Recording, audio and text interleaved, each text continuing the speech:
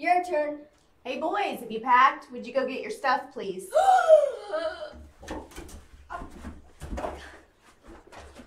Oh, a laundry basket, not even a suitcase. What do you have? Dinosaurs. Hulk smash. What else?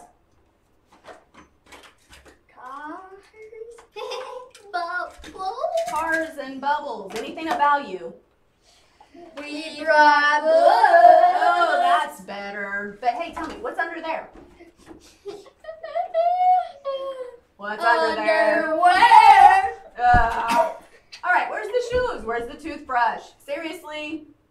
We need packing tape. Well, making memories, customer sent some. And one lucky person and will get travel money and goods. Okay, what am I doing here? Dad's supposed to be here. I don't know what I'm doing. I'm supposed to be drawing a name? Where? There. Okay, all right. First off, okay. All right. So, the lucky winner is, drum roll please, Swella Bratton. Here is our travel tip for the $50